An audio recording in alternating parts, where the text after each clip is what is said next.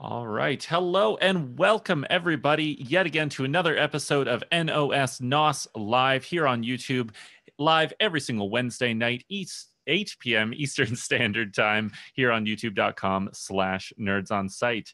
And I have with me today a bit of a smaller crew, but I like to think that we're just going to have a little bit tighter of a discussion today. It's going to be just fantastic. So let me introduce, we've got with us a returning face. We've got Elyse joining us from the Vancouver area.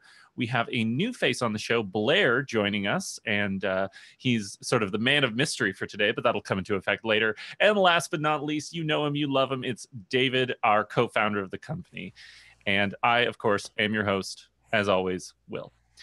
And I just need to mention right out the gate that this show is sponsored by DNS Thingy, who we'll be discussing a little later on in the broadcast.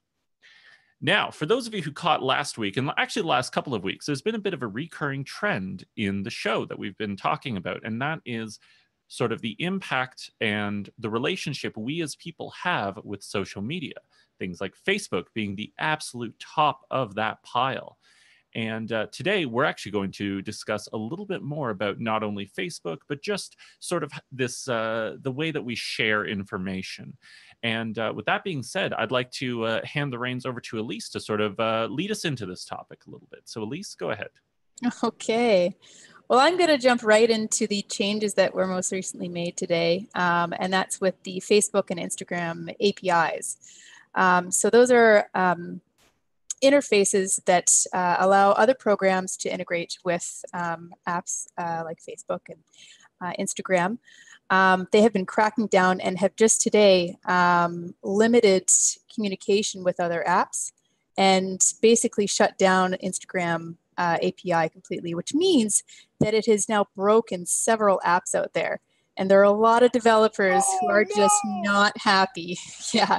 And apparently they were not even warned that this was, or they didn't communicate this to their developers. And they just posted on their, the Facebook platform for the Facebook for Developers website on their blog today, like 5 hours ago. So poor Tinder people. My Tinder friends have no longer been able to swipe for a couple hours now. What do they do?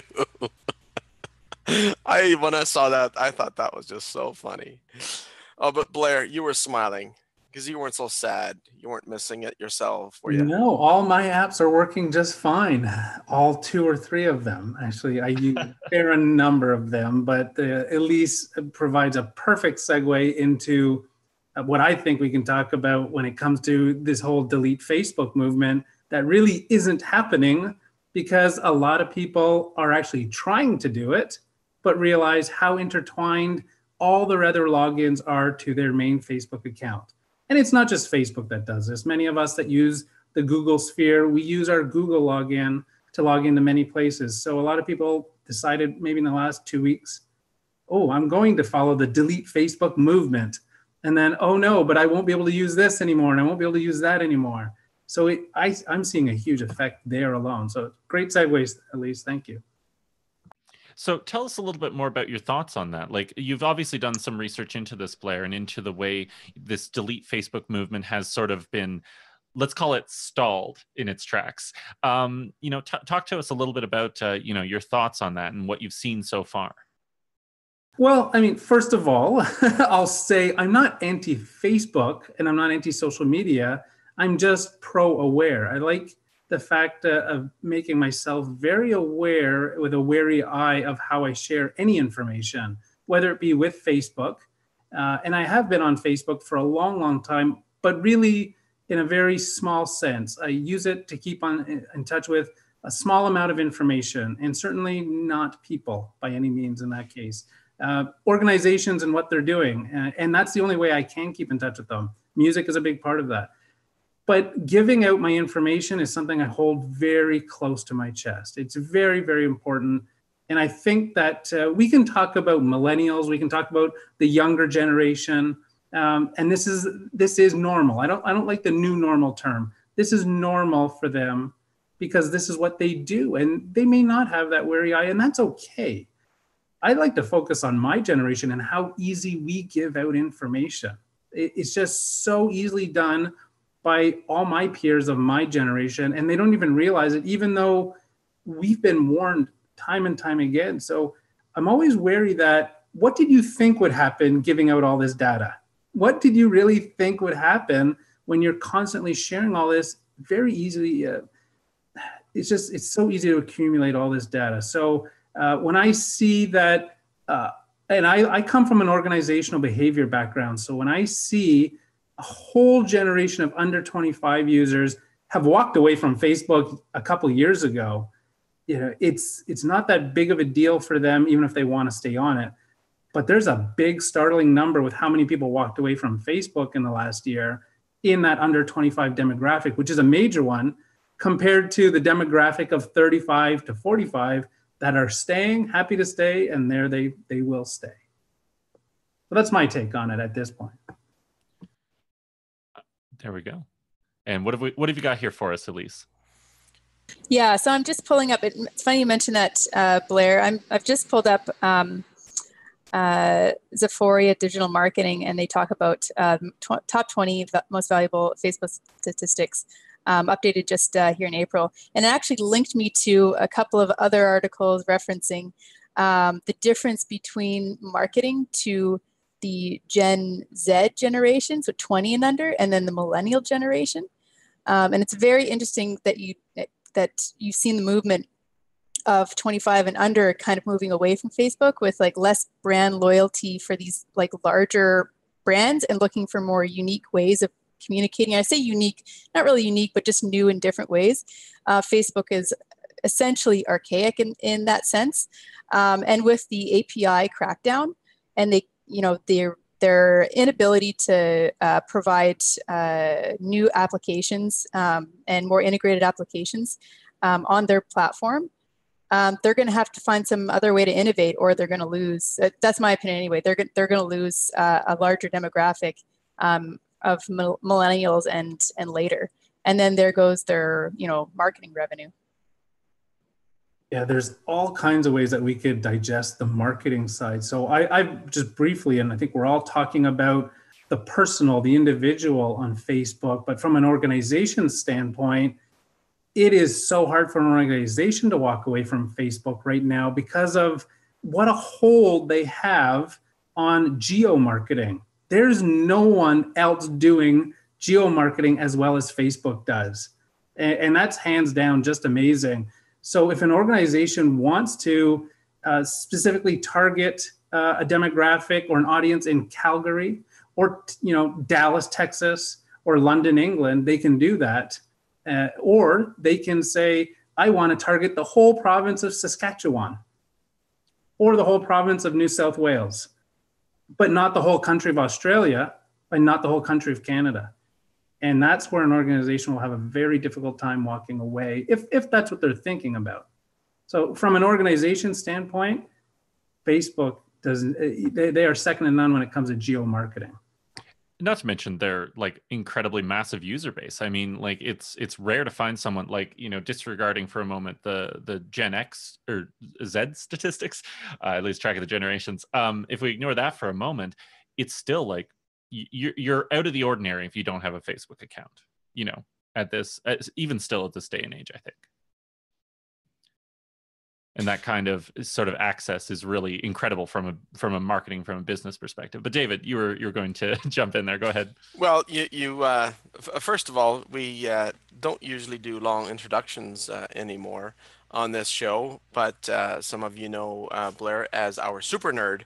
And he earned that title not with any sort of self-assignment, but but he was one of those magicians when it came to how he manages time. And he's the only guy I know in the world that geo shifts. We have to do time shifting. He geo shifts. So this is actually sort of a midnight task for him. It's past his bedtime, even though he's in GMT -5.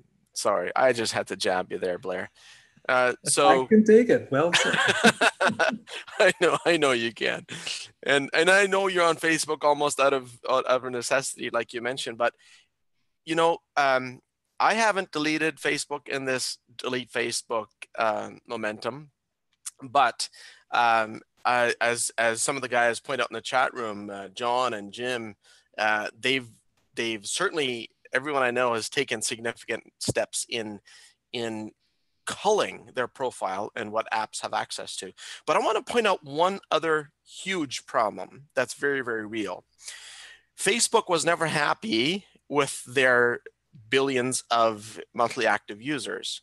They wanted to follow everybody, including our parents or grandparents or our children who are not on Facebook. Do you know how they do that? It's called the Facebook Pixel. And the genius of the Facebook Pixel from a marketing standpoint is that even if you've never been on Facebook, they know who you are. And what happens is every single company that puts the Facebook like button on their website, now a total stranger navigates past that website, and there is now a pixel that's being pulled, and out of that pixel they can tell what browser you have, what country you're from, likely your 50-kilometer radius you're from. So even if you never have had Facebook, or you're running in incognito, or you've deleted Facebook, they are still tracking you, unless you've been blocking connect.facebook.net. It's a very specific host name, connect.facebook.net, that gets called when you drive by one of those websites that has a Facebook like button, and you can stop that. So there's a way to do that.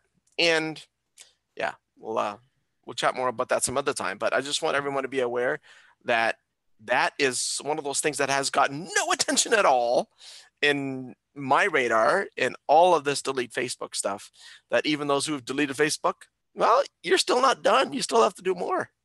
And that's sort of the truth about, handling any sort of these things. And this is part of the reason for a show like this, that, knowledge gives you so much capability when it comes to not only, defending yourself in the literal sense, but also just making yourself more aware of how companies and businesses and, you can almost call Facebook an entity at this point, is, handling your information. And as with the past couple of weeks, we have discussed this topic at length, and there is still so much depth to this discussion. So if you're watching this in the chat, let us know what your thoughts are. Tell us your opinions. Tell us your thoughts. We want to hear about it. We want to discuss it with you. And with that being said, we're on to the part of the show that I know most of you are perhaps excited for. I didn't tease it at the start as I normally do, but one thing that we are so thrilled to do every week is give away a prize. And you, if you've been talking in the chat, are one of the lucky few who might be able to win the prize. And Dave, tell us a little bit about the prize. Hey, there you go. It's changed a little bit from what we did originally. Originally, we just gave one of these away. And what we now do is we give you 135 Canadian dollar coupon.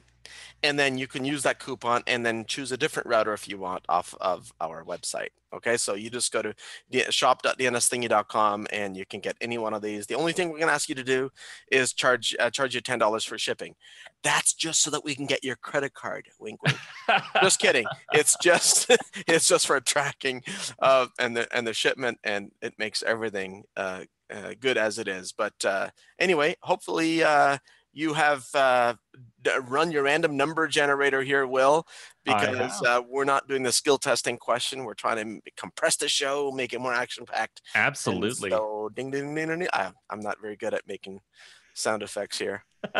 So we've got now our random draw for the day. And the winner is Jim Humphrey. So Jim, we'll be reaching out to you to discuss the winning of your prize. Congratulations, my friend. You said words in the chat and won a $135 coupon. Well done. All right. So with that being said, way to go. Oh yes, it was hard won, well fought. You earned that victory. That's for and it's only right because look at even before he was a winner, he said in the chat his innate skepticism along with blocking ads. He uses Facebook Purity, which is like a minimalist approach to Facebook, and DNS Thingy makes him a lousy target market. Well, that's just it.